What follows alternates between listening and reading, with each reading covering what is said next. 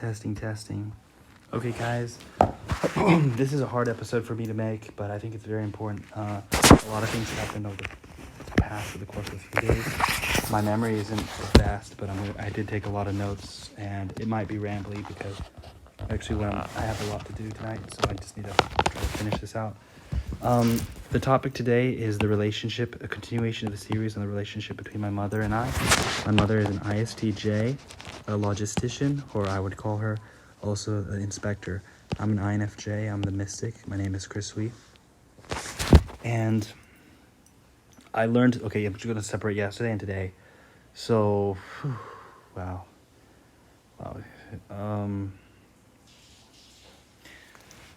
Yesterday, what happened was I went from Haikou, and we went to a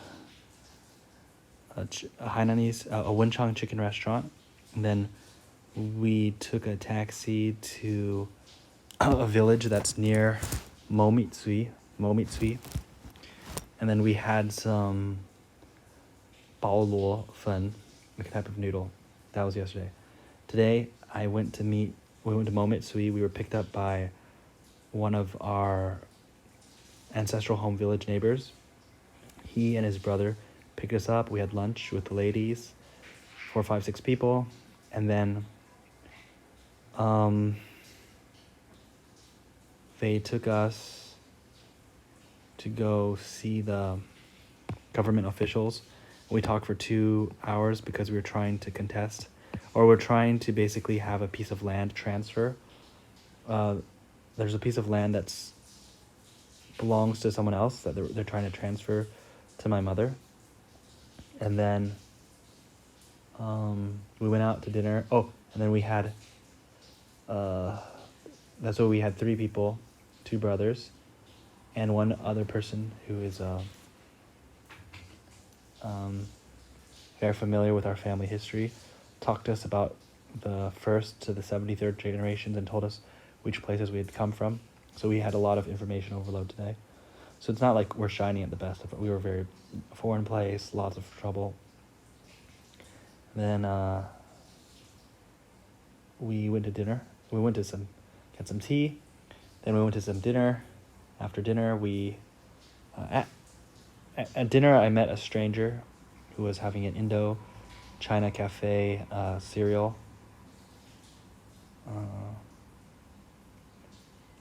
My mom saw another customer have an Indo-China Mai Pian cereal, and she wondered where it's from, and I immediately went to the person and I asked them, "Hey, where did you buy that?" And then he told me Singapore, and then we got along and we talked to each other. So I talked to someone who's much older than me.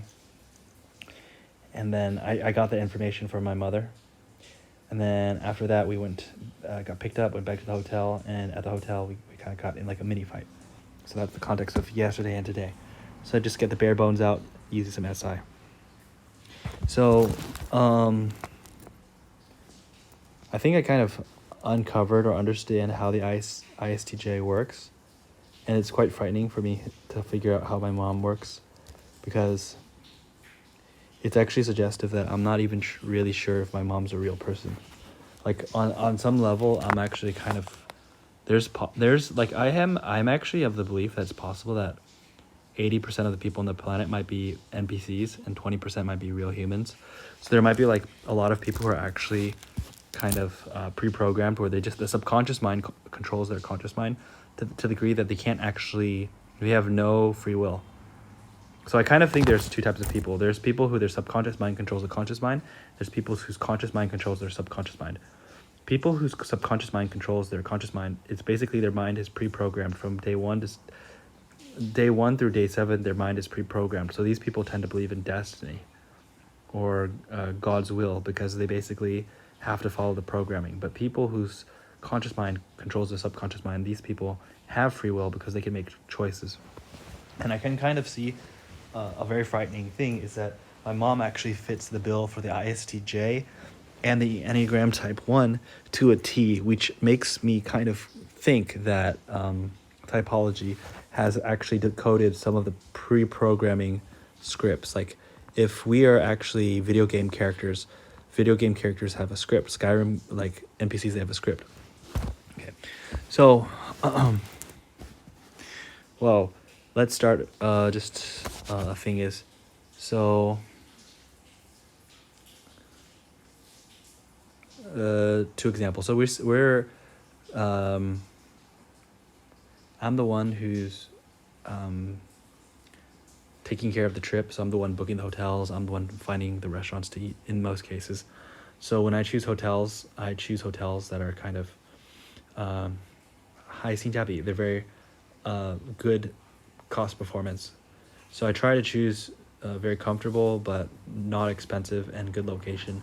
And I'm pretty good at that because I want to spend money on other areas, especially to build social relationships. In China, building social relationships can be extremely expensive and go very high. And I want to spend a lot of money on equipment. So I don't really want to spend money on the hotel because usually just stay in the hotel to sleep and then get out. But so that means some people might be like, why don't you have a room and your mom have a room? I actually would prefer to sleep in the same room for a couple of reasons. I don't have many chances to see my mom, so actually I'm not afraid of conflict with my mom. I actually want to I want to study my mom. I want to understand my mom better, and I want my mom to understand me better. So I actually consider that our fights are opportunities for me to learn about each other. So one of the things is that when I had finished taking the shower, I just used 2 towels. So the hotel provides, we wouldn't bring towels. We left most of our luggage in another city. So I brought, so we didn't bring any towels. The hotel provides one-time use towels. So I used 2 once-time towels, and they're still usable again. And then as my mom was, I used them, and I was saying, hey, I want to use them again. My mom immediately took them and threw them on the ground and started drying the ground. So she completely ignored what my wish was. And then she shouted at me for it. Then I just called downstairs and asked for more towels, but that is kind of a dynamic I saw. And then another theme is like just now is when I came out of the shower. The hotel I have my own sandals, slippers. The hotel has their own slippers. There are no rules. So like, let's say, for me, I just want to take a shower and then get out here and just relax and work on stuff. But my mom is like, okay, she's like, you cannot wear your own sandals inside of the shower. You need to wear their sandals inside the shower. And that when I walked my sandals were outside of the door, and I didn't even use, so I was barefoot taking the shower in the shower, and then there were 2 pairs of sandals, my original sandals, which I didn't use because I want to keep them dry, and then the hotel sandals, which I basically wore after I took a shower to walk outside. But some of the water actually came out and spilled on the tiles outside. And so it's very mildly wet. It's not really wet. It's very, very mild. But she got ballistic. So she was thinking, you're so selfish. You don't care how I feel. You don't care about your effect on other people. She was saying that I'm a very selfish person. And I felt that she was trying to impute a lot of guilt and shame to me, and that she was trying to, she was criticizing my lack of conscientiousness in Ocean. So SI Hero is overusing SI, which is very conscientious. It's very rooted in experience in the past, and it's about not repeating the same mistakes. Where the INFJ demon is very SI, demon oriented, and SE vulnerable. So SE means I'm not very present. So I had 2 very expensive cognitive tasks in my mind. I went through a lot of interviews. There were a lot of interviews in languages I didn't understand today related to my family tree. So I was processing that information. And I was also planning on making this video about ISTJs, which I had a lot of things I wanted to say from yesterday, but there was no time between yesterday and today. So my mind was heavily occupied in what I would call an NETI loop. So I had just used a lot of FE. I used a lot of FE today. So I had to talk to so many elders. I had to talk to strangers, and I did a lot of video recording. So I had a pretty busy day.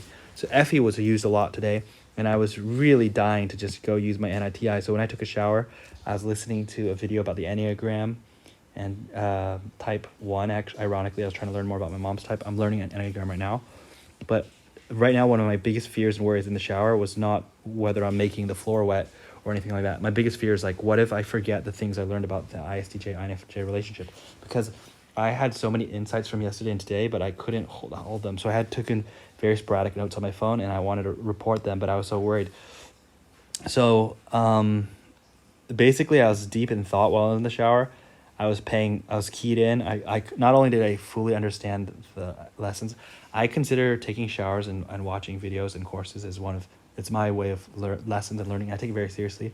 I don't take it as entertainment. I take it as actually taking a class. I've taken all kinds of subjects in the shower, anatomy, math, you name it, socionics, MBTI. My ability to hear is very attuned. I actually do believe that my SE and fear vulnerable function is so interesting because I think I'm very poor at certain sensing actions such as eyesight, smell. My sense of smell is basically dead. My sense of taste is very, very blunt. My sense of smell is dead. My eyesight's pretty much almost like it's pretty bad. And then my sense of taste is not sharp, so everything kind of tastes the same. Nothing tastes really good to me or really bad to me. So I'm not that picky of an eater. It's an advantage of SE vulnerable. So that leaves the sense of touch and the sense of hearing. My sense of hearing, I think, is far, far better than normal people. Extremely good. So I'm able to follow extremely complex conversations, and I don't get lost in conversations even though they're complex and they're a chaotic environment. So I think SE and vulnerable makes me very powerful in chaotic situations because like I'm not tuned into all the sensory data. I can't pick up most of the sensory data, but my sense of hearing is quite keyed in. Which is very important for my FE, right? SE is like, my FE is it's like in tune with people's emotional state, their magnetic field, and SE is observing how can I listen to them, and I'm a very good good listener. And so FE and SE, when they loop, because I do believe there's second and third parent and vulnerable function loops, what happens is when they loop, basically I can actually pick up strangers' feelings, and I can actually sense, like I can scan a room and look for opportunities, and use NI to look for patterns, and TI to build a world model. And so basically in a crowd of strangers, I can pick up who are likely people who would like to talk to me and be my friends, and I know how to really engage with strangers. So that's a FE, so really, really strong. But my TE is not really engaged, and in this context, TE is about having rules. And so my mom kind of has a very overactive superego. So because TE basically has very specific rules about, hey, when you take a shower, so SI and FI loop is very sensitive. It's very sensitive about things like cleanliness. And actually, in her fact, she'd actually consider if you don't wipe the floor after you take a shower, or if you spill water, it means that you're not being conscientious, which she translates to meaning you don't actually care about other people. And yes, this is very embarrassing stories, guys, but I'm taking the sacrifice because I actually believe that other people are going through this, so maybe this will help people in the future. So I'm going to be embarrassing for the team. Take it for the team, right? So because she's very sensitive to her comfort, SI, she very much needs to be in comfort mode. FI, she's very vocal about her values. She's very vocal about what she likes and what she dislikes. And it's not persuadable. If she likes something or dislikes something, it's a fact of law. It's like a law. So she doesn't like it when someone spills water outside the shower. She interprets that as lack of SI, lack of conscientiousness, which she interprets as you don't actually care about how other people feel, which means she doesn't have to care about how you feel. And she would even consider me as a rule violator, because she's like, there are clear rules. There's a rule. When you take a shower, the water cannot spill outside. So it's really amazing is I could perform extremely well. Today I've performed extremely well. I talked to the villagers. I really got I really played my role as an INFJ mystic today with my NI, my FE, and my TI, my SE, such that it's 9 o'clock and I'm quite tired and pooped out. But like the INFJ's energy is not the same as the ISTJ. The ISTJ is more on a steady burn kind of. If you see the graph of the ISTJ, they like wake up, they have energy, and they sleep. They have a steady energy. The INFJ does not have steady energy, and they have times where they're very, very high energy because the FE spike. But then they have energy where there's just absolutely nothing, and they're just completely dead. And actually, by the time I'm taking a shower, in this instance, I'm completely out of energy. So I actually have no energy. I'm not even able to be conscientious. It's hard to be conscientious when I have energy, but now in this situation, I don't even have energy. So actually, the conflict starts because someone who has a high average energy is being compared to a person who has low energy. And so I'm at that weak point, and I'm being considered inconsiderate because I'm violating the TE rules.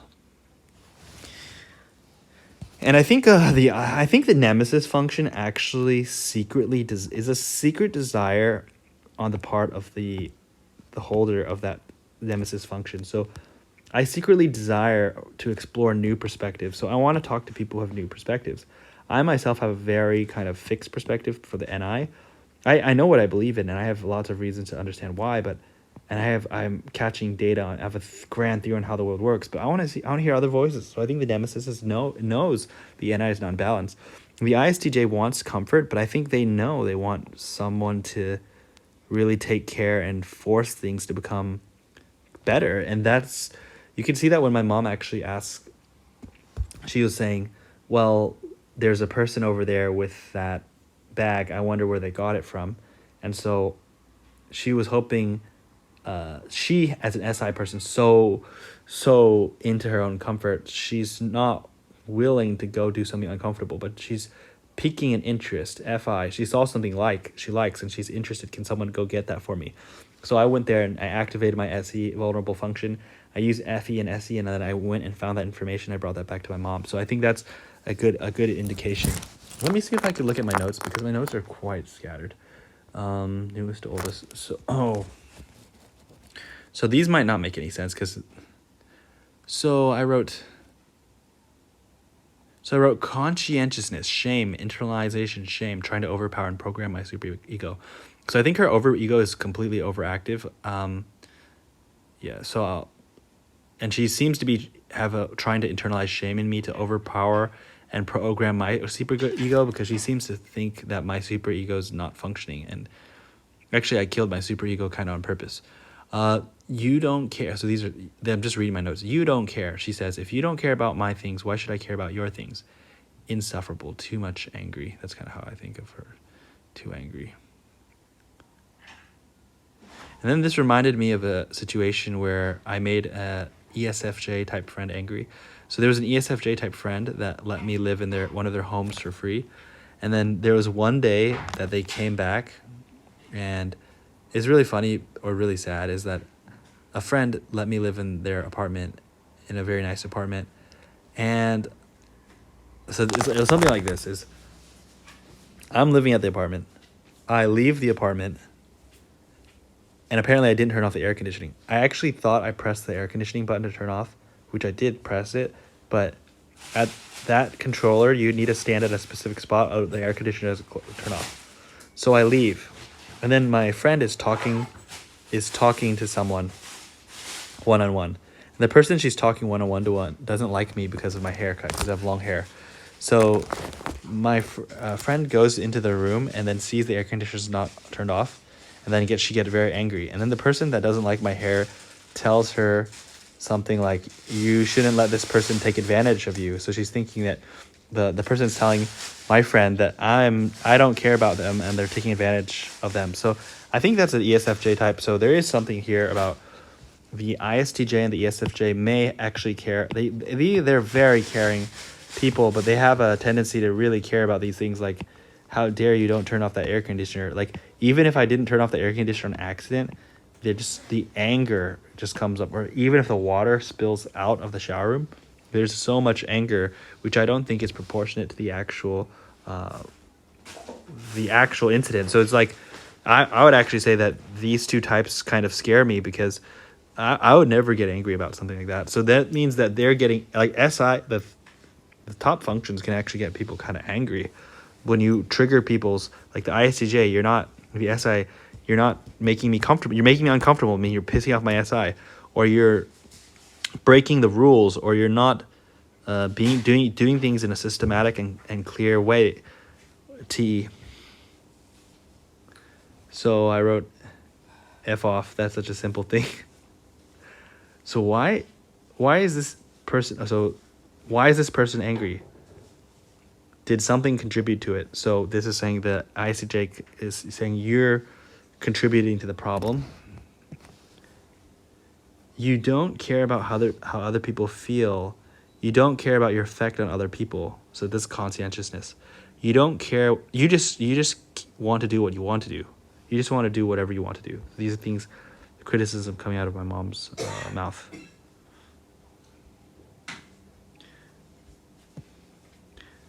And I realized she used a lot of phrases, stock phrases. So she repeats the same phrases that have pretty much exact same wording. This is almost like a computer. It's like if I did something, it would trigger an exact same response.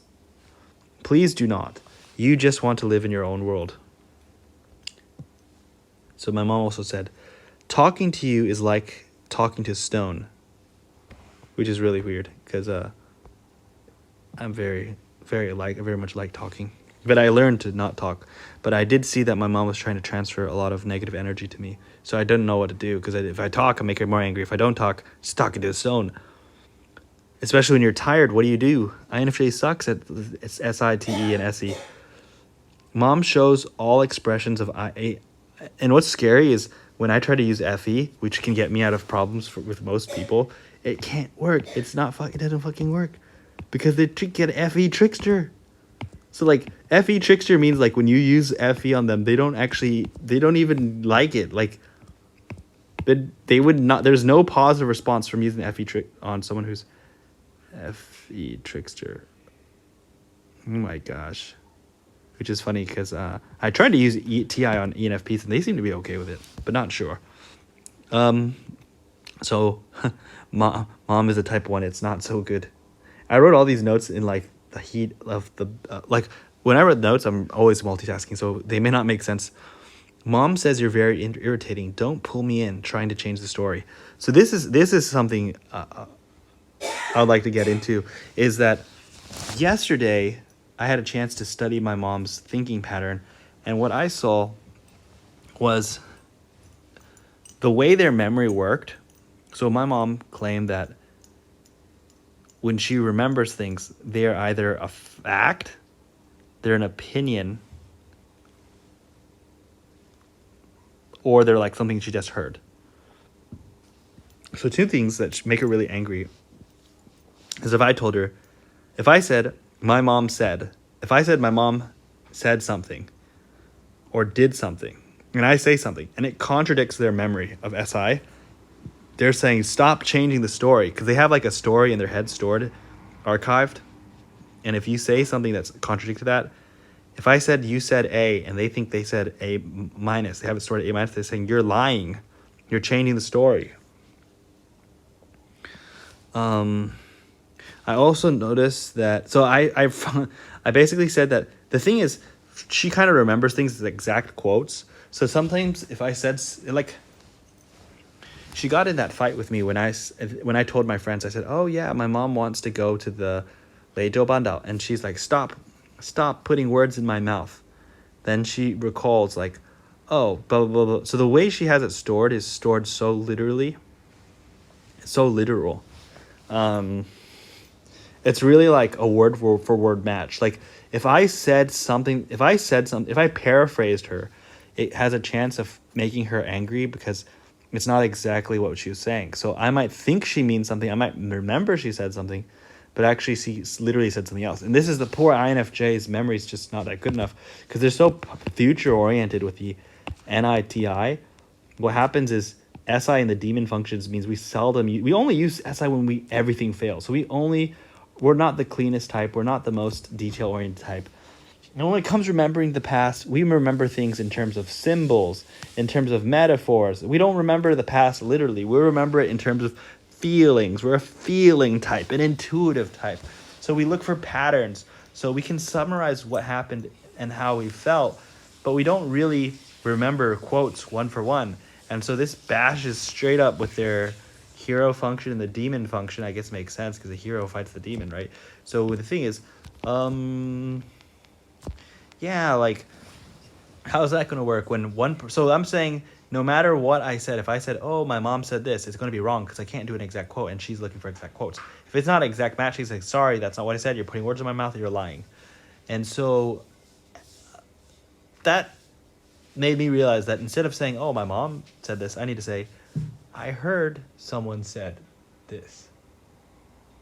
What's going on? Someone's staring at me. So the SI function is very much about, so basically instead of quoting the ISTJ and saying that they said this or they said that, I found out the way I just say it is, I heard someone said this. I think my mom said this. Instead of saying my mom said this. So if I said, I think my mom said this, then there's room for it to, what are you doing? Then there's room for it to not be completely wrong. Excuse me, do you have something to say? I told you I don't want you to mention about me. Otherwise, I don't want to talk to you anymore, okay? You are a pain, okay, the way you talk, okay? I'm a pain the way you talk. This is such a mean way to phrase things. Because you continue to antagonize me, okay? You mess up the restroom. You don't even care. I have to wipe it. You make me almost fell. You say, but you didn't fall. What kind of people is that? You ask anyone. People will say, you stop quoting me. I don't want to talk to you anymore, okay? Every session you have, my mom this, my mom that, okay? Yes, you're a great guy. Your mom is a nasty person, okay? Go away. No, my mom's actually a great person. No, I asked you to stop, okay? So the SI hero and the SI demon, how should I say this? Is, what are you doing? I'm trying to do my class. The last time I gave you one chance and I told you I didn't want to interrupt. I told you I don't want this to continue. I'm doing my class. You can do your class. I don't care. Stop. This is what I need to work on. I'm trying to explain something I worked on very hard. You can explain anything you want. Stop using me. Okay? I don't like it at all. You are so ridiculous. I need to keep going, otherwise I will forget. I don't care. Don't use me. I'm talking about the ISTJ. No. I'm talking about No, ISTJ. I already told you the last time I didn't want to interrupt, but I said I'm not going to tolerate this nonsense, okay? I'm talking about the ISTJ. I don't care. You can talk about ISTJ. Stop talking about me.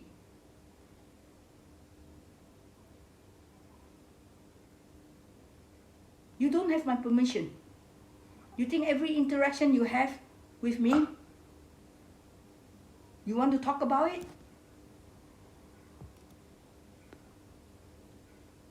I'm trying to learn from this experience. Okay, you want to learn from the experience? Go learn from the experience. But stop talking about me. I've already told you, okay? I'm tired.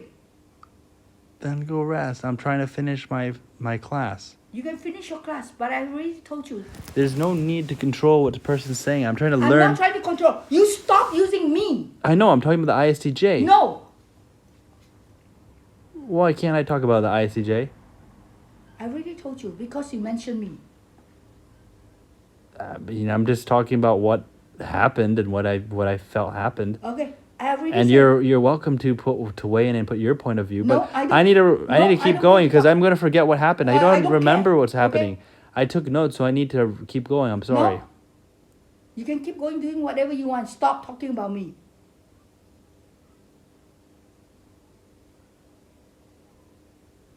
Okay, so I was also, the ISTJ also said, you don't treat other people's stuff with respect. Because when I came back, I put quotes on top of important documents. Like I put, because I was preparing to take a shower, I didn't know where to put my dirty clothes. So I just put it on the table on those papers. So I think that's not the smartest thing to do, to be honest. But that is a kind of a very weak SE. But we're talking about a very exhausted version of myself. So I'm not saying anyone's right or wrong, but I got chewed up because that's, I guess that does count as not treating people's stuff with respect. So I'm also willing to be self-critical of myself as well. So I also heard stop changing the story. I'm just checking the story. So that's another thing is INFJ's memory is not that good, and this is really comes into play, but it doesn't mean it's always wrong. So when the ISTJ and the INFJ's memories are conflicting, at least in my case, I am clear. I actually don't consider my version of the memory as the official memory. So when I remember events, I want the other person to also share with me how they remember events so we can discuss what happens. But I prefer the discussion being kind of, hey, this is what I remember. What do you remember? But what I'm running into is I'm saying my version of the events, and the ISTJ is saying, stop changing the story. And and then my response is I'm just checking the story. But who told you about the story to begin with? Changing story. I'm not any story like this. No. If a story that you talk to other people, I don't care. So in grandma's case, she told both of us, but I was just recording, right? I'm a historian. I study history. So I'm just recording what, like, for example, the story about the suicide, the story about, like, I just remember these things. How am I going to forget, you know? And you said, no, there was no suicide, right? That's an example. So am I supposed to just say, I'm making things up? I'm not trying to make things up. I'm not making things up. I'm only remembering what I remember, but I did have other recording methods. That's why I recorded that time. I just don't know where the recording is, right? So, finding grandfather's poo. So this memory thing can be a real challenge because I'm trying to find the grandfather's zupu, which is kind of complicated because like going from one province to another province and finding different genealogies and trying to connect different genealogies. And honestly, this is a high stress kind of thing because without my parents' help, there's like no way, because literally I don't know the names of people. So it's kind of like, at one point I interviewed my grandmother with my mom, and I was there recording it with a voice recorder, and I was there taking notes on a computer. And this happened a long time ago. So the thing is, it's like, whose memory is better? I don't think it should be a competition. I think it just be like, what's your version of events and what's my version of events? And I used the Gospels as an example. So like the Gospels, Matthew, Mark, Luke, and John, when you actually look at the different, like when you look at the Gospels, they're just different people remember different things, and they sometimes sound contradictory. And I'm just saying like, hey, you know, the Gospels don't record the same thing because people don't remember the same thing because we have different personalities and different information metabolism. So we should just let people have the freedom of speech to actually say what they remember as they remember. And if it's wrong, it's wrong, but at least get it out. We shouldn't suppress the voices. We should actually encourage people. As far as people actually remember, they should be allowed to voice it out.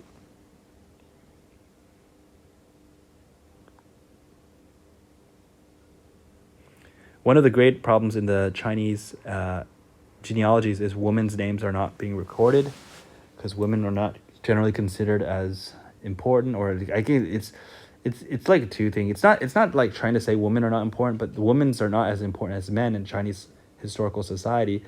But there's also the problem, like if you looked at those genealogies, they're just so fat and so big.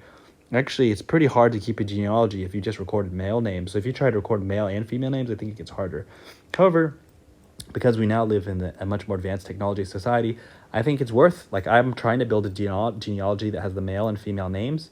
It has the names, where are people buried, where are people, like, what is their personality type, what was their hobby. So it's kind of like a genealogy with some more expansion and more in depth. And so future generations can actually understand what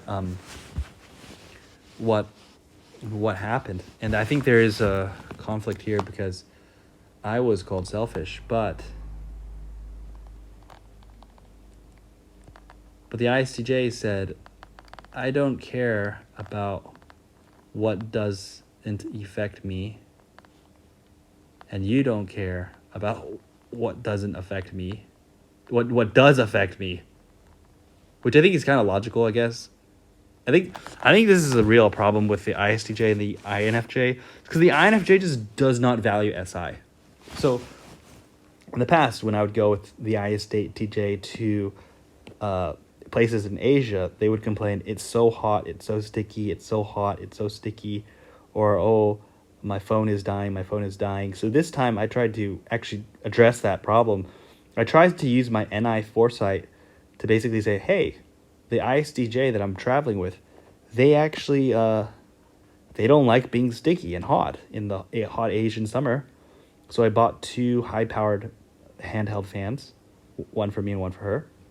And then in terms of, oh, my phone's dying, I bought 2 nice handheld iPhone power banks. So I came pretty well equipped.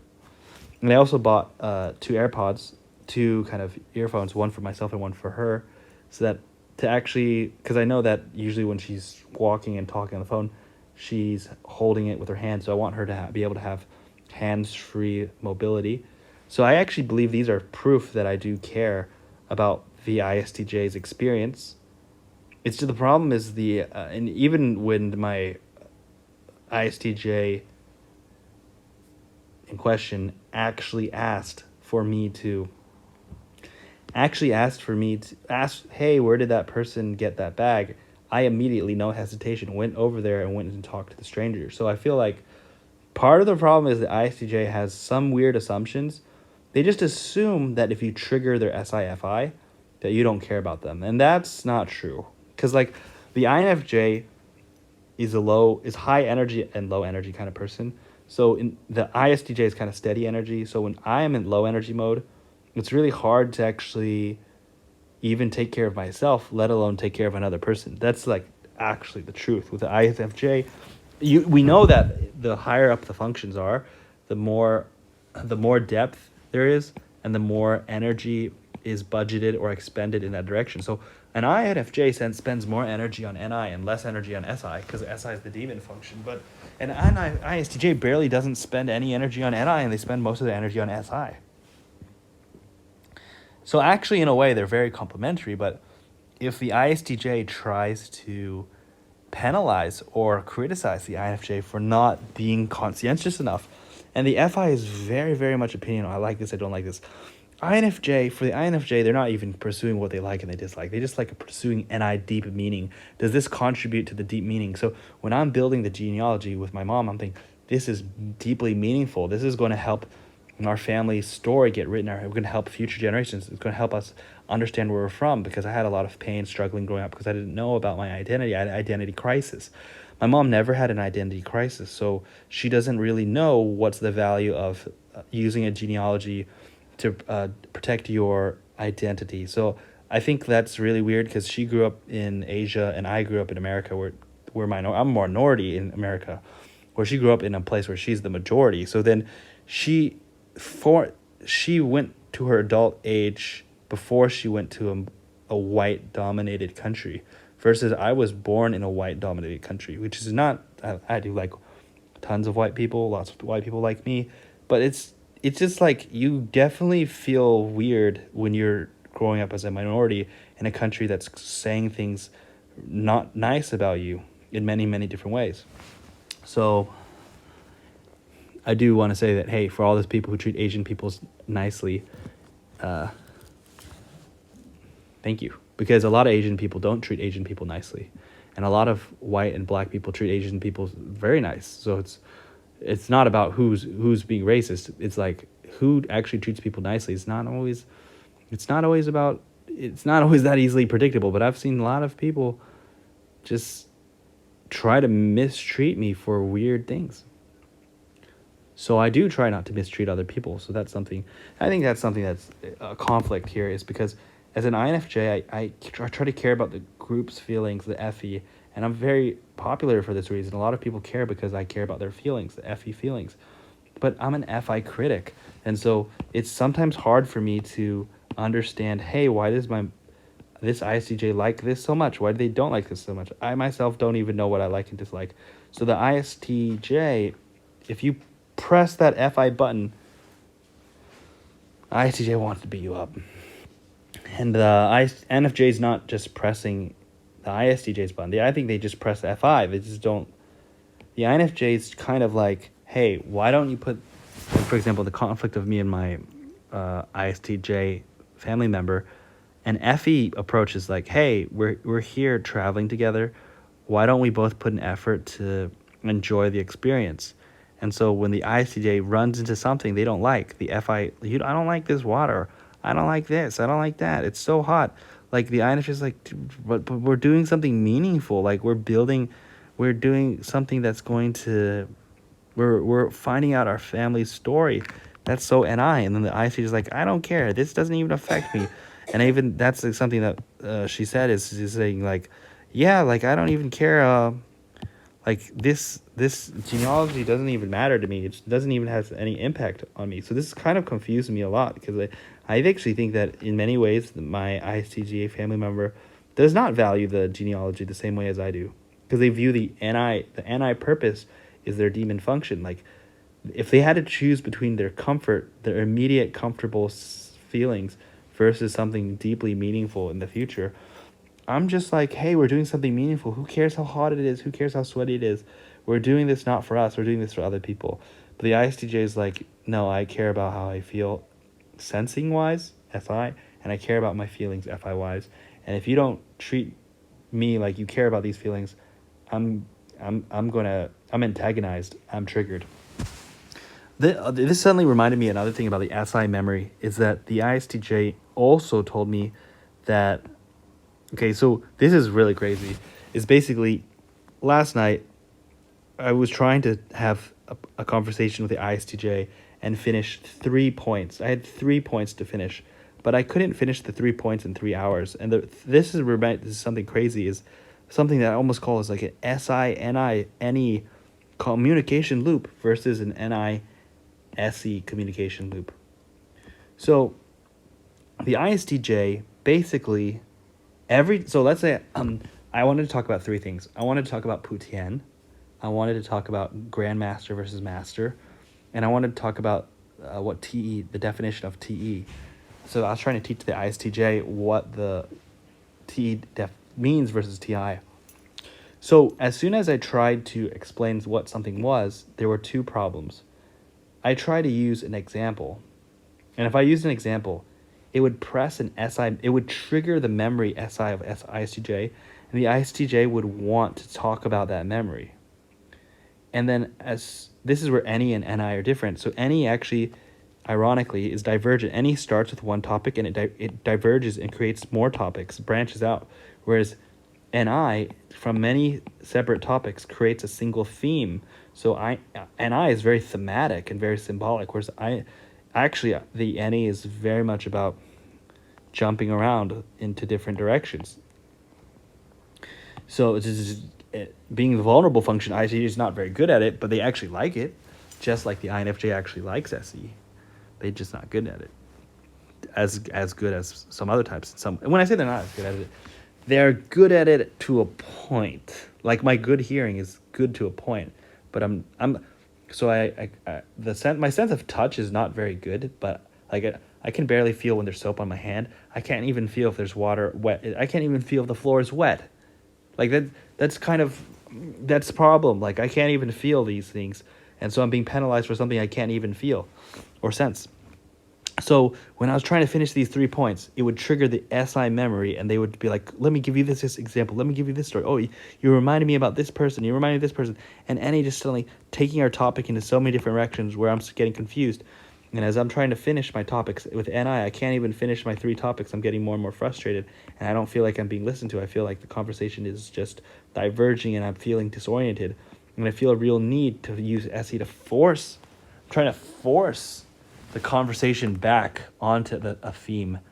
And that's something that I kind of can seem as controlling to the ISTJ, and I think it can be controlling because SE is trying to force things and NI is trying to be on a single thematic pattern. Let's get on track, people. Whereas actually the ISTJ is much more, actually, as my girlfriend has described, is cute. Just branching, like suddenly talking about dogs, and then suddenly talking about the coworkers, and then starting by talking this.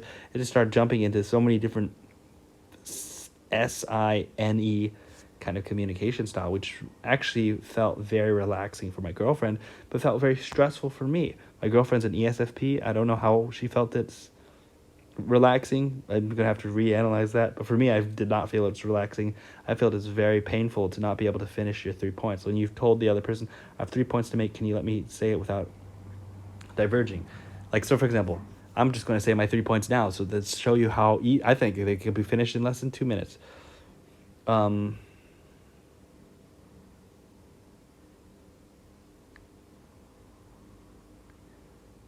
should I say these three points? So the difference between a master and a grandmaster. So I was basically saying that a master looks at things that are inside the box and things that are outside the box, and they try to play to the best of ability. Knowing what's inside the box and outside the box, they try to play to the best ability. A grandmaster is a person who tries to look into the box and then out of the box, and they look for different combination pieces. They look for different things, and they combine them in new ways that even the master did not even see was a good combination. So, for example, there's a Christian rapper called Seven.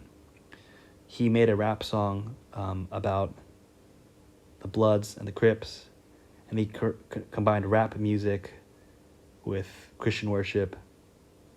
And what he did was he confronted two of America's biggest gangs and actually provided a solid musical argument on why they're walking on the wrong path. I think that's a grandmaster move, because a master might be good at rap, they might be good at Christian worship, they might be good at this and that, but rarely does a master actually combine things in a way that, and even a master might even make Christian rap, but do they use it to confront the two biggest gangs and actually pull off a persuasive argument to teach them, hey, why are they walking on the wrong path, right? And Seven actually used the actual gang's meanings, like blood, brotherly love overcomes our destruction, or Crip, community revolution in progress. Like, he actually used the acronym for the Blood Gang and the Crip Gang in his song lyrics, and he was actually able to turn the ideology of those two gangs and do a judo move musically, and actually hit a very high level. Like, that's a grandmaster. So for me, a grandmaster is someone who's able to do, if you see combination pieces, this is very big in card games, or the best grandmasters are people, they put in like they find 4 different pieces, 4 different cards that are usually not very good on their own. They combine 4 bad cards together and they turn them into an amazing combination that just gets amazing value. So for example, I'll give you an example about this in real life. Is like I saw some videos. There were some videos recently about people basically saying how if they would like to choose singlehood in China. So the idea that a lot of people are finding dating difficult in China.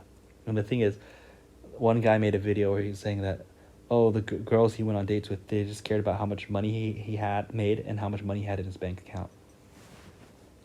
And so for his choice is, well, that makes me feel bad, so I'm just not going to date and I'm not going to make friends. That's actually what he said. So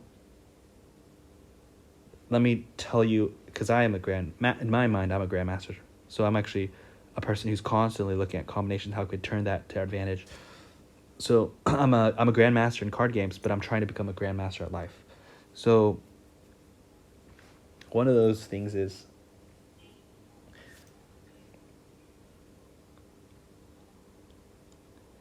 as people get more and more addicted to their phones and their devices, their communication skills are going down. So as communication skills are going down, communication skills become more valuable. So for me, I invest time to build my communication skills. I want to understand people and I want to be understood. So as I build my communication skills, what do? I talk to strangers. Now, when I talk to strangers, I need to find a topic. So my favorite topic that I found is so reliable is actually psychology. And within the field of psychology, the type of topic that makes the best sense when talking to strangers is personality. And within the world of personality, the best type of personality psychology is not trait theory, it's type theory, typology. And within typology, the most fastest social tool is MBTI. So I would actually combine this, hey, I want to improve my social skills, then I'm going to talk with strangers. I'm going to combine that with the second, talk to strangers. And 3, I'm going to actually use MBTI. And then a fourth skill is, well, okay, you could, as a person who's learning Chinese, I could pay for Chinese tutors like I used to, or I could actually just practice Chinese with people. Like, in order to learn a language, you need to use it, right? So I could learn Chinese simultaneously while improving my typology skills, while increasing my communication abilities. And like, these are combining off. And 4, let's say, Dun Gan Li. I consider talking to strangers as a win-win, because if I get rejected, then I'm going to become more used to being rejected. I'm making myself more immune to the pain of rejection. I'm basically becoming stronger. But at the same time, I'm also learning more about the world. And so if someone rejects me, it hurt. But that's okay. Then I can talk to the next person. And if I talk to 10 people and 9 people reject me and one person says, hey, I'd love to talk to you, boom. That's great. And now from all those people who are willing to talk to me, if I meet 100 people and 10 people are willing to be my real friends, I think it's worth it. You lose 90, but you gain 10. So I combine these things into a combination that gives me a lot of, I would say a lot of joy and satisfaction. I could use my NIFETISE. That's also like combinations. How can you do things that combine all these things at once, right? And I think for me as an INFJ, I'm constantly looking for combination pieces. How could I turn something and turn it and make it part of my mind? So 2 combo pieces that I just randomly would talk about because I found them meaningful to myself is Forbes, Bertie Charles Forbes, the founder of Forbes magazine. He wrote a book called The 50 Greatest Men of America. And in that book, it's 500 pages. I read the whole thing. One of those characters is David Guggenheim. And David Guggenheim is one of the brothers who, I believe, donated or founded the Guggenheim Museum in New York City. And I'm still touched by what he shared, because of all the 50 people who were in that book, which included John D. Rockefeller and Thomas Alva Edison, it included a lot of really, really fantastic people in the U.S. He said that he believes that the reason why, he said that one of the mistakes most young men make is they want to become rich, but they also want to be comfortable. And so he highlighted how he, and I might have got it mixed up with another person, but I believe this is him, because it's been a while. But I believe he and his brother went through the Panama Canal into South America before, and it's more, and the thing is, this is not about it being a real story, because I know it's a real story, but it's from one of the characters of the book. But my SI is not good, so I can't remember which character did it, right? So this is the one I remember. So then, my mind might mix the stories, and might mix thinks this person said this or this, so they could be messed up, right? But the thing is, he was just, in my mind, it's real, because I can imagine 2 brothers going through the Panama Canal and and he said they'd go into South America, and they'd go into that land that's dangerous. And said, the more dangerous the task is, less people are willing to do it, and there's more rewards behind the more the danger, the more the rewards are, because more people are not willing to go there. And this is saying, how did we get control of some of the world's biggest copper mines? Well, we were willing to go to places that were dangerous, and we were willing to face risks, and it paid off. And he was basically encouraging young men to basically say, hey, being comfortable and becoming the best, becoming rich, well, you're kind of putting a cap on yourself. The more comfortable you want to be, the more difficult it's going to become rich. It's going to become more easy if you're willing to become more uncomfortable. So that really matches with my SI demon, where as an INFJ, I'm willing to embrace that. And that's kind of a combo piece, because I accept that as part of my mindset. It's that fail fast mindset. It's that willingness. Oh, I want to be like those guys who are willing to go into a foreign country where it's dangerous and embrace the danger and actually learn how basically, hey, my language learning, my improved communication skills, my typology skills, my willingness to face danger, my willingness to be rejected, and turning it into a game and saying, hey, I got rejected. That's great. Next person, let's go. I think these are signs of a grandmaster, because a grandmaster can take things that are separate and then combine them into a kind of wisdom, make it their own, and produce their own play style.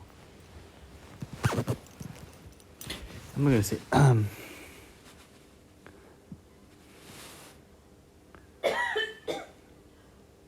the other example was, I was talking to my friend Citadel in ISFP, and I was explaining that we were talking about fantasies, and one of those stories that she asked me, what's the difference between the ESTP, like my brother, and INFJ, the FE and the parent for me, and FE and the child for them. So I don't fully know, but I could see a difference is that my brother, the ESTP, he would basically use FE would activate when he's near people physically. So he would get energy from people if they're physically near him. Whereas an INFJ, FE parent, I can get energy from people without even being near them. So I could basically look at a story that happened 5,000 years ago or 2,000 years ago, and I could look at the story and I could draw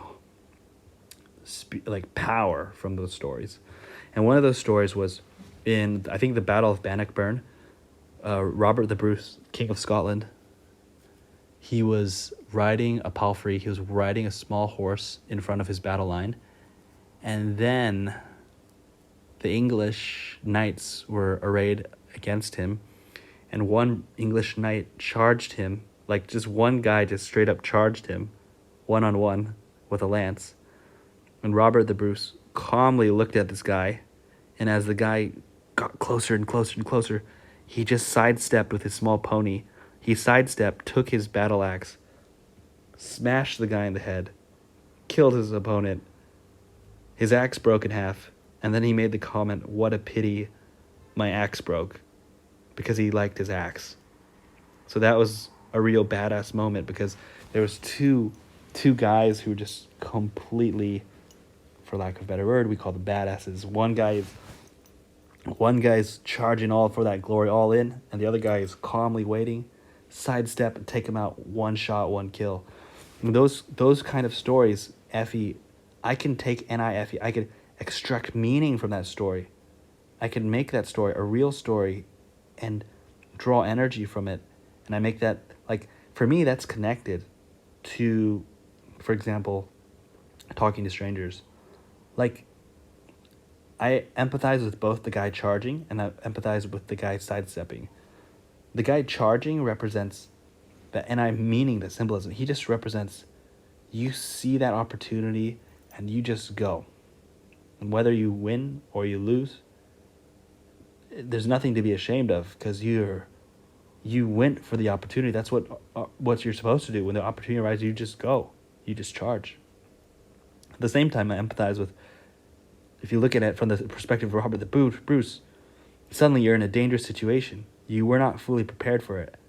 How do you handle it calmly?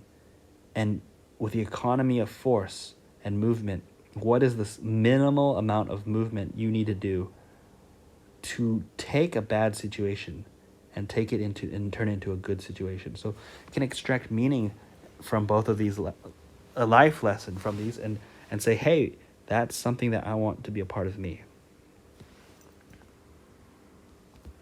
And I hope by making some of these videos, those are the kind of wisdom that I could impart on other people and have that kind of effect.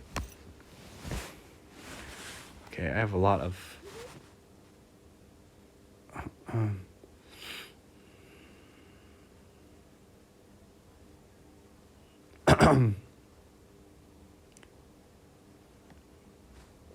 So the ISTJ in question said, let's say, I wanted to find my grandmother's village, but the names of the women were not recorded, and the people we're with called there's only 10 people. So in my grandfather's village, there's 20 households. In my 20 households, that expanded to 60. In my grandmother's village, they just became 10 households, and I think they became less, or they were, however many households they were, they become less and less, and they became only 10. So when there came a situation where the adults I'm with, they called the village of 10, my grandmother's village, or the Han village, and then asked, hey, do you know anybody by this name? Then they were trying to find out if anyone had any memory of her. And since my grandmother is kind of like 101 years old, no one remembered her. And my mom is thinking, well, since no one remembers her, it's a waste of time to go. There's no point in trying to find her.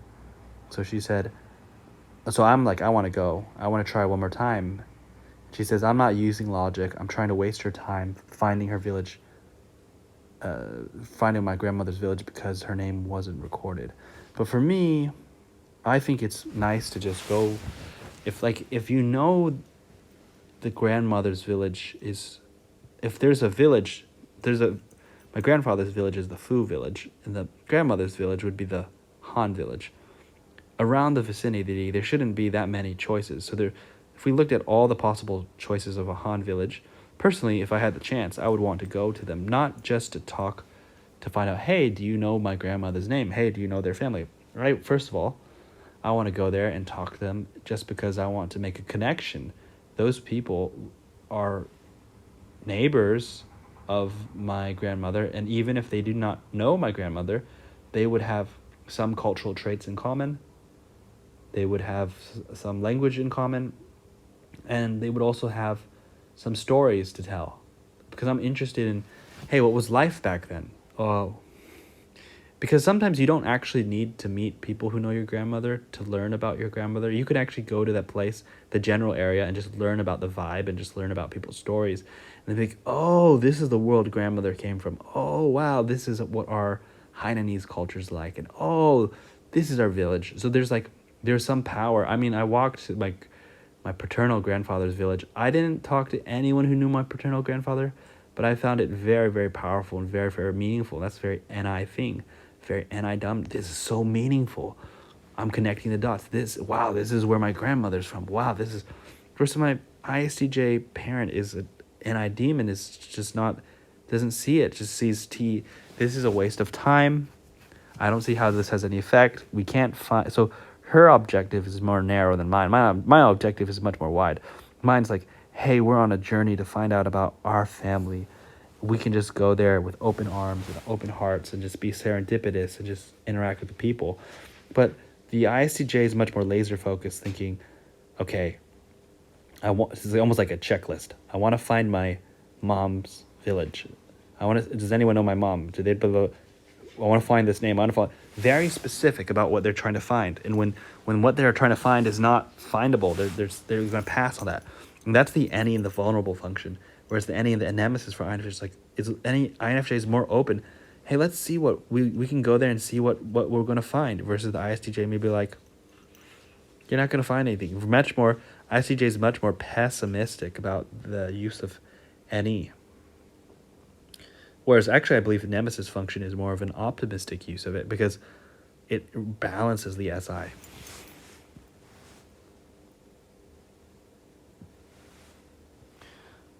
So the ISTJ said, don't entertain ridiculous thoughts. And I think a lot of these terms are way too strong. Like, row. Like if someone has a thought to see their grandmother's village, that has nothing to do with being ridiculous. It's just desire to, hey, I just want to see what we'll find. So I think there's a misunderstanding here. The ISTJ said, our generation won't accept Tom, Dick, and Harry and won't talk to just anyone. Very much like a very rule-based thinking. I wrote this sentence to myself. A caring heart is... So these notes are not just about the ISTJ, they're also about my own self. So a contrast can be drawn between an INFJ and an ISTJ thinking. A caring heart is more beautiful than a beautiful face, and a man who protects his family is greater than a big bank account. That's what I wrote. So beauty is less important than a caring heart. Today, when we were in the village, we saw the village was actually where our village stood. Momitsui is now a reservoir for farming, for irrigation. And nearby there was a farmer who was using the land for farming ducks who can't fly. And I thought it was so interesting seeing fenced ducks who don't know how to fly, who don't know they can fly. I don't know if they can fly or not, but they're not flying away. So I was like, wow. It's just that the concept, the idea, fenced ducks who don't know that they can fly, just reminds me of human beings. So many human beings are like acting like they're fenced in, but actually they can fly. So I really like Fupan. I think Fupan is really about talking about, hey, what just happened, and can we learn anything from this? I think the ISTJ is very aware of face.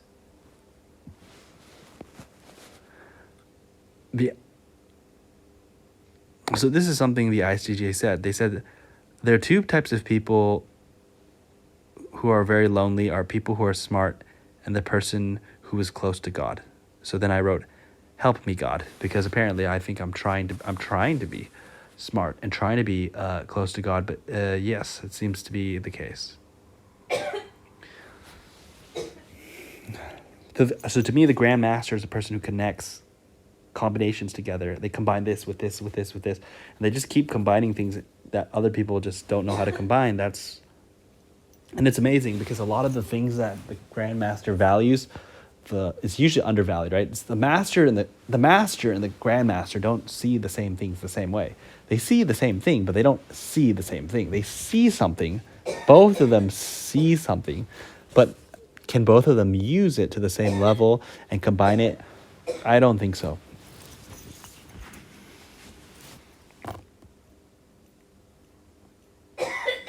I wrote 7, where the rapper, where you're weak, you're being attacked, but you don't know. Bloods, Crips, Reds, and Blues. What I meant by this was a lot of young people in my generation in California were heavily negatively influenced by rap music from Crips, Bloods, and Crips. So a lot of gang-related music and culture was actually able to infiltrate the minds of many young people. But it's like one of the great struggles of the ISTJ in question is she wondered why is her son's not turning out the way she would like. And one of those things is because in California there's a secret war where like gang influence is one of those things that's trying to influence kids to get them on the wrong path. And the thing is, 7, the Christian rapper, represents a person who's trying to protect people from the gang influence. But a lot of people who are in America don't know how to protect their kids from the gang influence because they don't even know the gangs actually exist. They don't even know how can you protect against something that you don't know exists. So they actually become their weak points. So I think actually what happened in my family's case is that I have 2 sensors as parents, and the attack that came from the gangs were more intuitive based attacks. So sensors are kind of intuitive blind. So basically censors as parents are really focused more on things like, Did you do this? huh? What's that? What's that? What did I do?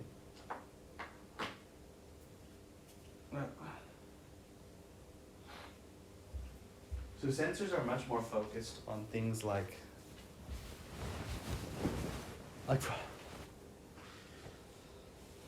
for example, I was just stopped because she had saw her glasses were turned over. I didn't even know I did that. And so if that was me, if my child turned over my glasses, I would just let them know, hey, did you know you turned my glasses? And then next time be more careful. I wouldn't make it a big deal. It's just like, hey, it's not good, but it's not bad. It's a mistake, but I didn't even know it happened. In fact, I don't even know if I really did that, but the ISTJ's thinking, hey, I wouldn't do that, so it must be you. So I think that censors as parents are focused a lot on the material world. So if the attack comes to their children in the immaterial world, then they're unlikely to be able to defend against it. And when people like Seven provide a defense against immaterial attacks against their children, they're unlikely to value it. So they don't value the attack, so they don't value the defense, so they don't even know where the attack is going to come. The attack is going to go for their weakness, and the attack is going for their intuitive spot, and it's going to hit their weaknesses. And it's hard for censors to admit that, because a lot of censors are so good at sensing that they just don't even know they're bad at intuition. So another thing that pissed off the ISTJ was when I used the word Satan's gospel. So to me, Satan's gospel means that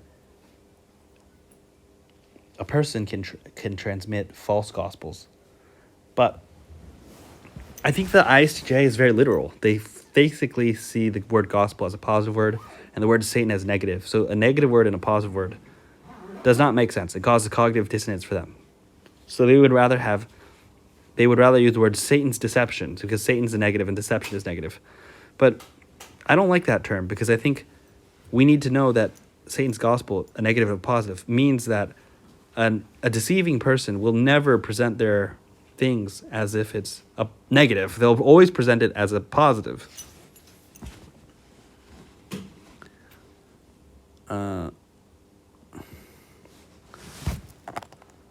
So I could kind of see this perfectionism in the use of words.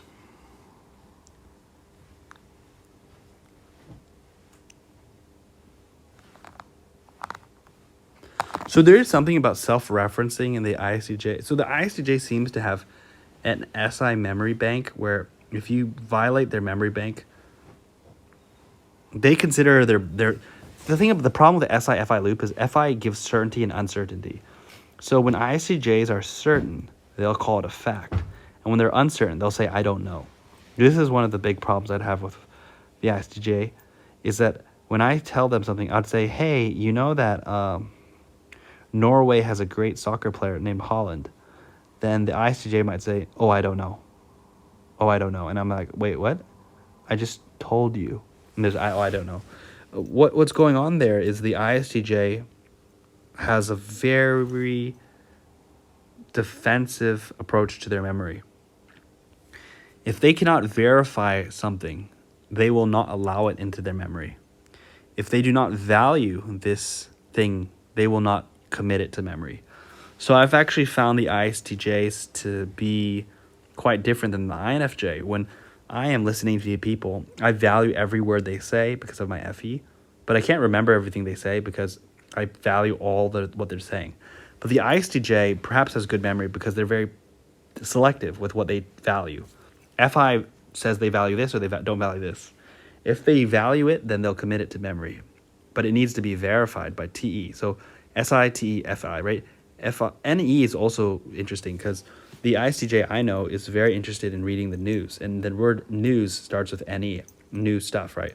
So the NE vulnerable function, the ISTJ actually is someone who's looking for new information, but FI makes them selective and choose what is valuable and what is not. TI seeks to verify, looking for more objective facts. either objective facts or authority, opinion, or consensus, and then SI stores it into memory.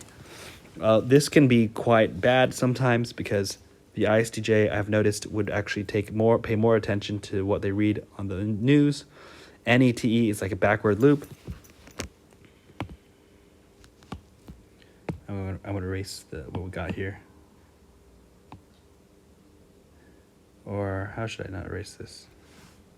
I don't want to erase this.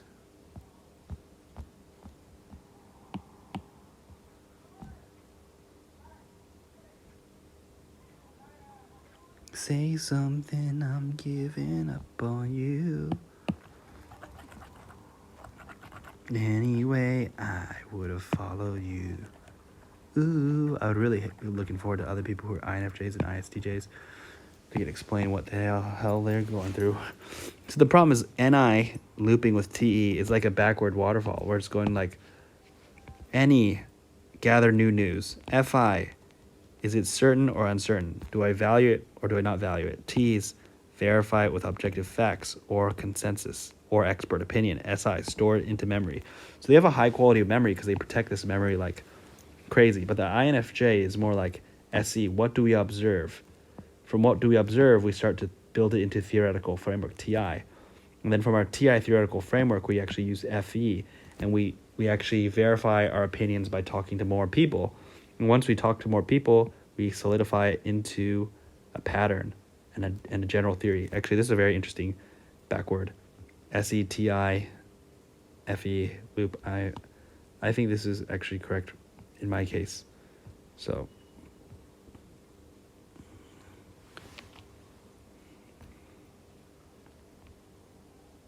anyway, I would have followed you. Ooh. Say something, I'm giving up on you.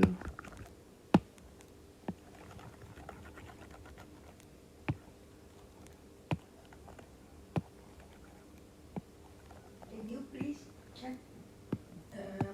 Just send the information. Okay, well, Which hotel? I know I need to finish. Please, because you need to respond to him because I don't know. Okay?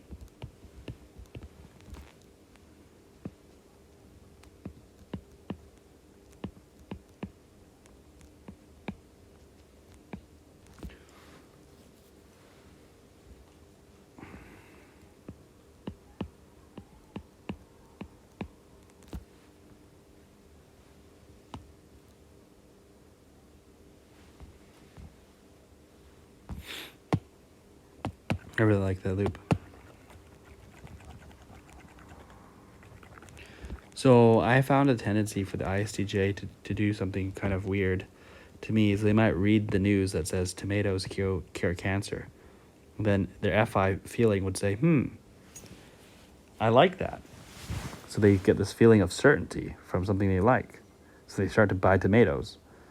They might try to verify this with T. So they look for consensus or expert opinions. And then they might actually see a lot of articles that repeat over time. And they say, tomatoes cure cancer. And so they store it into their memory. They have a tendency to be very certain about things they shouldn't be certain about. They just think that they're objective facts when actually they're just people's marketing campaigns.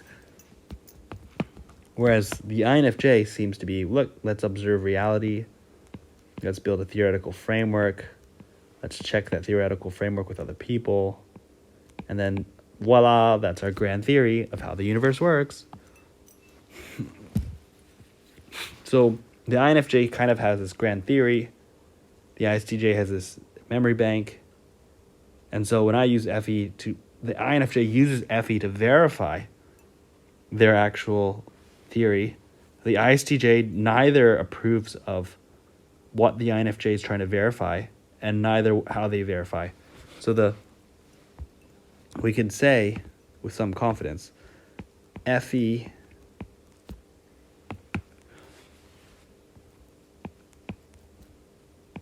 and TE are verification methods.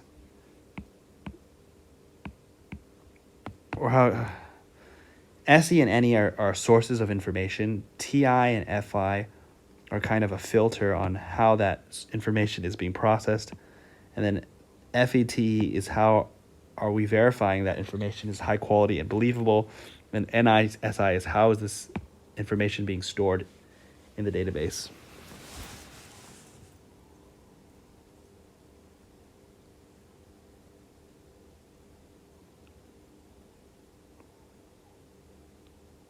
So me as an IFJ, I want to talk without interruption. It's FENI. I'm talking about my TI, NI, and I'm trying to get FE verification and feedback.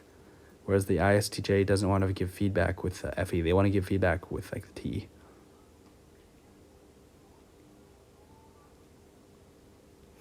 So one of the funny questions I asked my ISTJ, what is God trying to do in US? What is God trying to do in China? What is God's will for our family? What's God's will for us as individuals? And the answer given back was very, very crazy, scary. Basically something along the lines of not answering the question. Basically not knowing and not really care to know.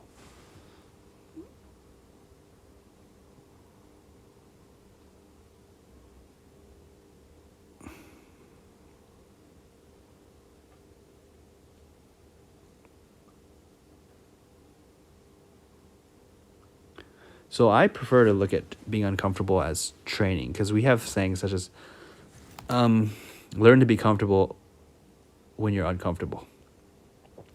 But the ISTJs seem to be, no, they're not into that. It's like, it's been a long time. This ISTJ has climatized to the cold weather in the colder areas, so when they return to Asia, it's very hot and uncomfortable, and they don't see, being uncomfortable is the idea of I'm becoming stronger, I'm becoming tougher. Nope, did not see that.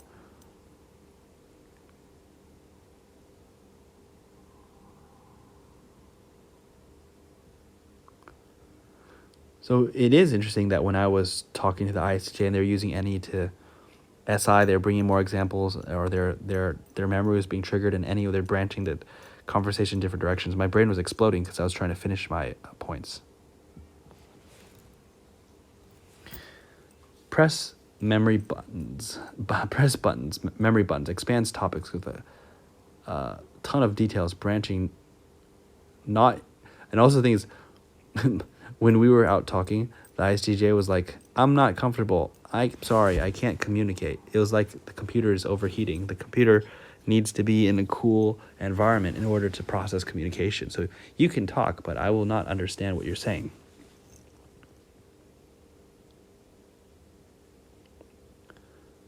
So I was, I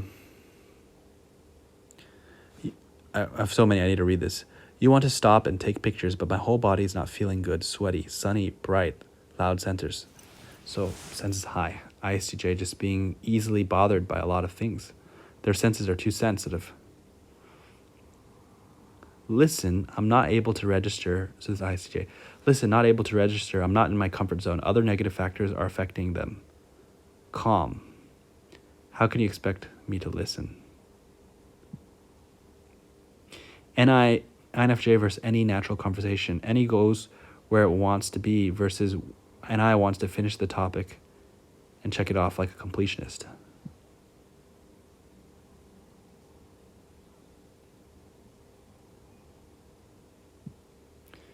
So I did notice that when I was talking and making jokes, if the ISTJ says something, the ISTJ would say something like, don't do this, don't do that, or you should do this, or you should do that. If I rebuttal and say something like a joke, the ISTJ tends not to appreciate it. They'll say, even though I'm trying to use the joke to lighten the mood, the ISTJ is saying, why are you bothering me?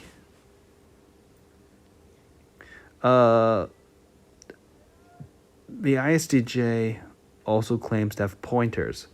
So somehow when we're talking about topic A, and they get off topic on a tangent, NE, and they build a SI story and start talking about their dogs, they say they have pointers that they can go back to topic A easily. whereas I cannot. Once I lose the momentum, it's very hard for me to go back to talking about a topic. Everything is attacking me, I just have to go past. I hear, I recall. These are ISTJ quotes. Only remembers what's important to hear. Every smoker deactivates the this ISTJ's brain. Cannot breathe. NI likes connecting the dots, but the ISTJ seems to not try to connect too many dots that are beyond, that are too deep or too beyond the surface. There are certain things that shut my brain down. SI button, pressing any divergent series. NI is a convergent series. SI, press your buttons. Memory, pressing buttons. Recall connections, seeing many possibilities. So the cognitive functions, I call them the DNA of personality. Cognitive functions seem too complicated, too much adjectives, need to simplify the mind. Words. So meat versus adjectives.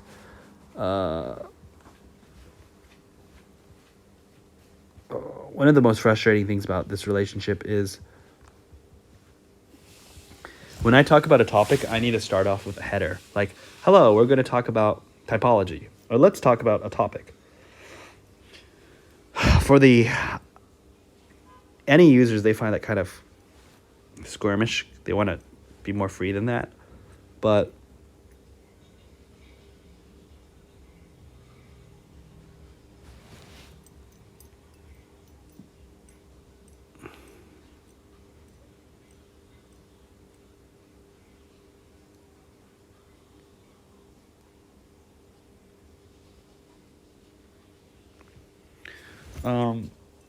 oh.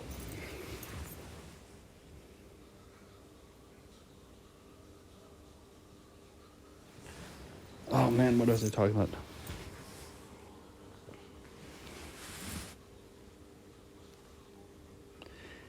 ISTJ, ESTP, and I conclude, need conclusions. Ending phone call, need to close the loop. ESTP, INFJ, and I need to close the loop. ISTJ, and he doesn't want to close the loop. It's creative but bounded. Okay, so I was talking to my ISTJ when there was ducks on the there was food on the table, and they said clear the table. They are bothered. So I was bothered by the topics not being finished. She was bothered by the table not being cleared. Any changing loops, expanding ISTJs can be creative. Any can get out of different angles. ISTJ read news. Any Mongolian mindset. The long road is the short road in disguise. The ISTJ said, being committed to following God is hard because people are unable to see past their immediate needs.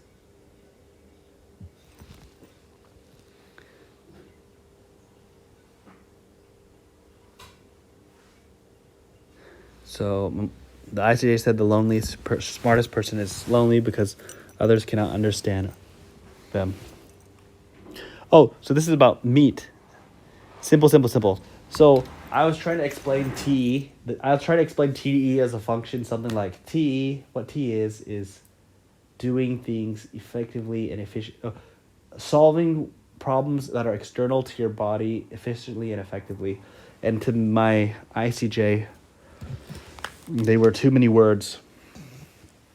And they just too many abstract directions. And I think any is kind of, with vulnerable any, the reason why ISTJs may need to be very vulnerable is because any sees too many possibilities. So they're not able to narrow down the possibilities. So like when I say something like too abstract, they can't actually understand what it means because it's too many. Could it be this? Could it be that? They want something more simple and easier to process and easier to chew on. So they're any possibility generating machines generating too many possibilities. So they become very, very literal.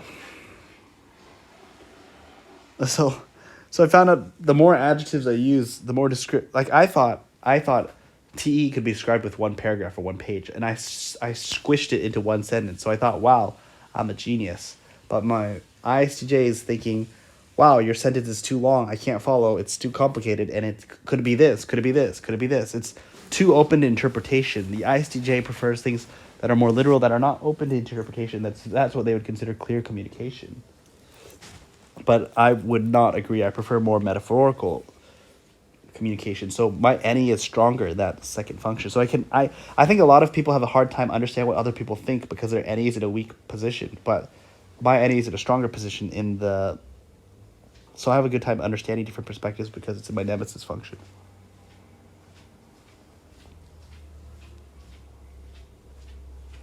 Another tip that the ICJ gave me is that, hey, in today's day and age, people don't want to hear too much talking. They just want to hear the meat. So every time I talk about a conversation, I'm like, let's open the topic of typology. Let's talk about MBTI. And then I slowly get into the meat. This pisses off my girlfriend ESFP and ICJ to no end because they just like, can you just talk about what you want to talk about? But for me, my brain needs time to turn on. It's like my airplane cannot take off and start flying. It needs to take off on the ground and slowly pick up speed and say, we are talking about typology, boom, boom, boom, boom, boom, boom, boom, boom, boom, and gain momentum. So I don't think they are, especially ESFP is a fast starter. INFJ is like a finisher, hard start. So it's really easy to get disoriented. Even this video should make it very clear. I'm very confused about what I'm talking about. All I know is I'm trying to share some insights about ISTJ relationship because I just want to get this out of my system so I don't need to think about it. And I just kind of want to, it's hard to keep track of everything that happened.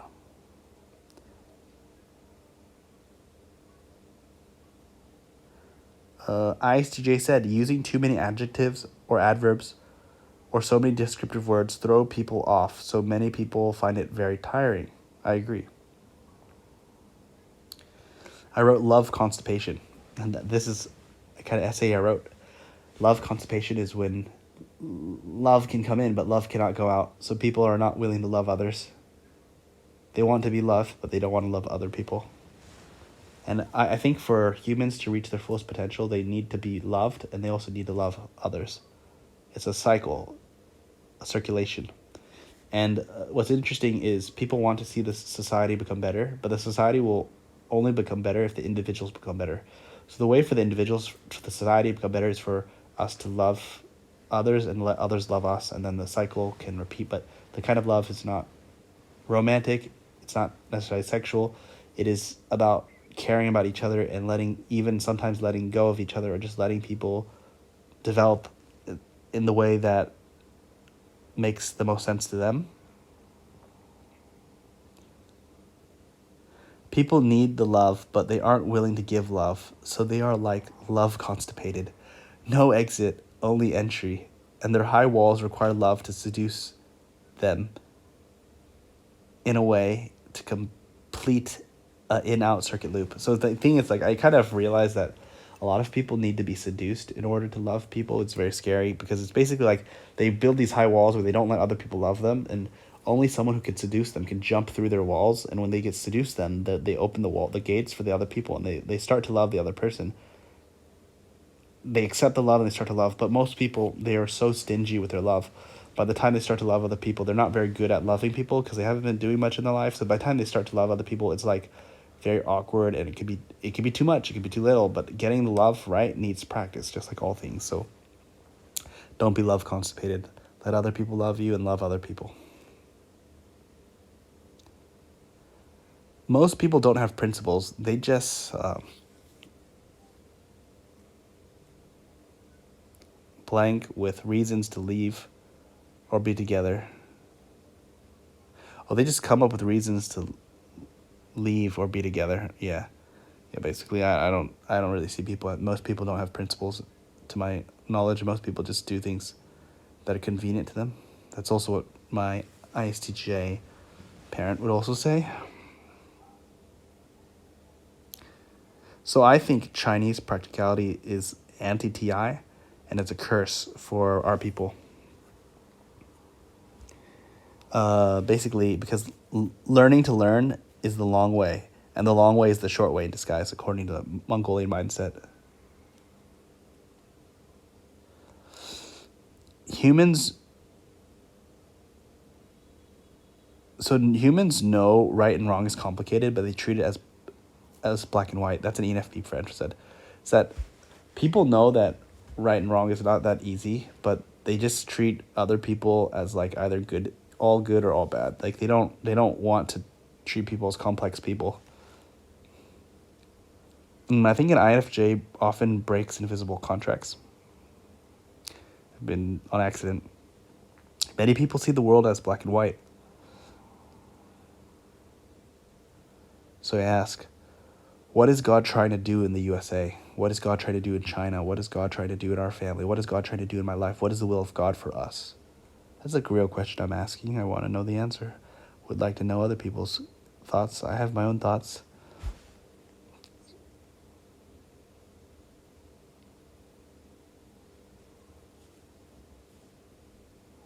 So the IC's brain does not store. The brain considers whatever it does not consider important, it does not store. If it's not kind of useful. The ISTJ thinks I'm not interested in my brain. Thinks I'm not interested. My brain will shut down, only store important information. My brain does not registered. So I feel not misunderstood. I feel ununderstood by a lot of people, basically all my parents and family members. I am ununderstood. Should be read. You need to learn how to manage things. ICJ to me. You need to learn how to manage things. Muhip didn't refer. Didn't refer. What's the point of taking notes and not acting on it? ISTJ. So in China, they don't care about your 内容 as well as your 整个人的状态和包装.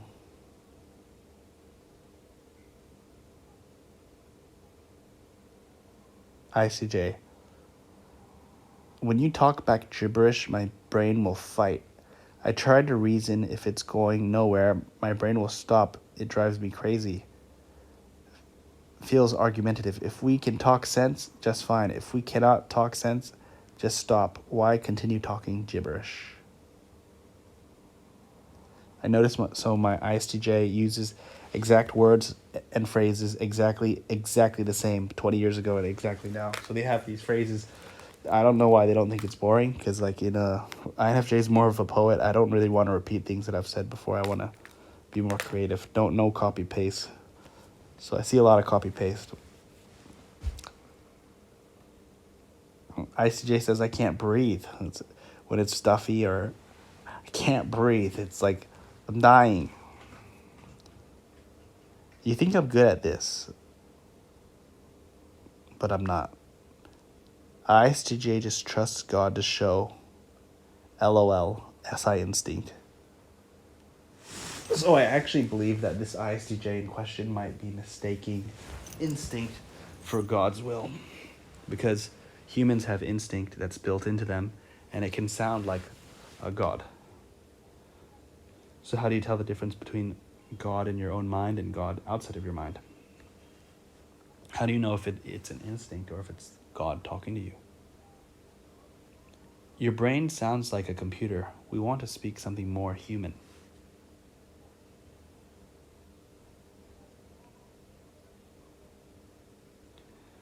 Saying we think it's funny to make you mad makes head scramble like scrambling keys and typing gibberish.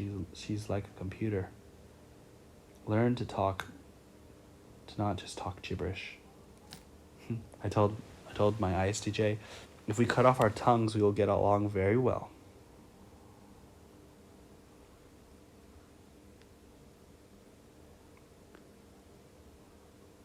Mom, husband, and son like to respond with nonsense. So nonsense, feeling types like nonsense, maybe to lighten the mood.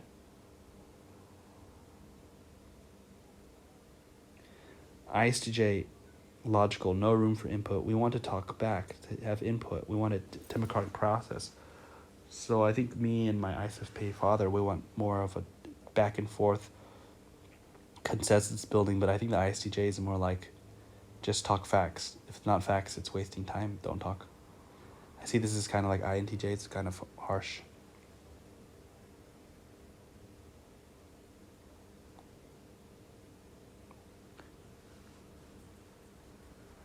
So Ju Shu Shu doesn't talk back to you, ISTJ.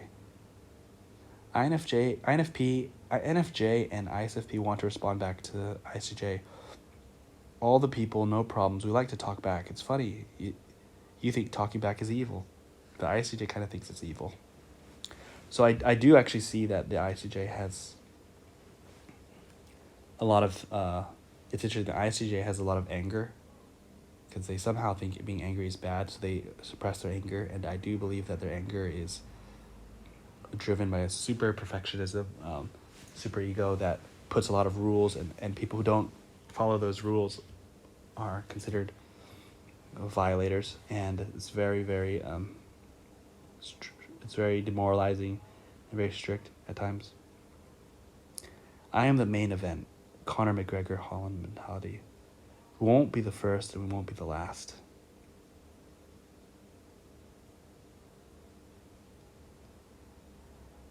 I wonder who's the interpreter for INFJ, ISTJ, and ESTP. I thought it was really ironic. I think propaganda is super effective against the most reliable type. Since ISTJ is the most reliable type and they accept the TE narrative, they accept basically what is being popularized or what is being...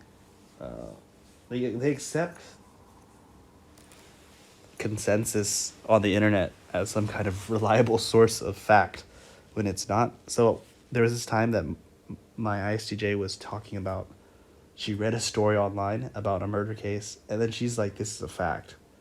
I mean, if you read something online, it's not a fact. Maybe it's a fact, but if you didn't verify it yourself, how do you know it's a fact? All we can say, this is what we heard, but to be so certain that it's a fact, the ISFJ, ISTJ can manipulate themselves with the FI to being overly certain when they shouldn't be. SI facts, opinions. I think facts, feeling of certainty. SIFI, feeling of certainty and uncertainty, messed up propaganda.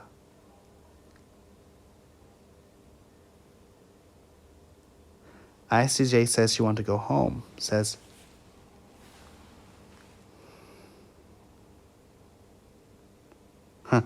so my ISTJ said, I want to go home. I say, we are home. I said, home is where your son is.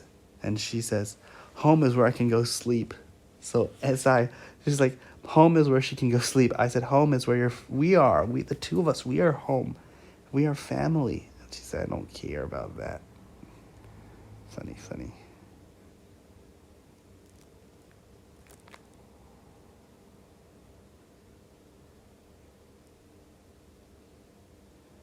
Phew. So those are some of the notes I took. I think there's more to be had. I kind of might have missed some parts, but we're quite exhausted and it was a tiring day, so we were able to push out something. I hope this is useful. God bless and take care. I hope and I pray God that our relationship, me and my mom's relationship, can get better, and we can learn how to bring the best out of each other and not bother each other. One last comment on TE. I think that there's a dictionary in my mom's brain, and I use TI to redefine things that make the most sense for me. But as a TI critic, any use of TI is criticized as invalid.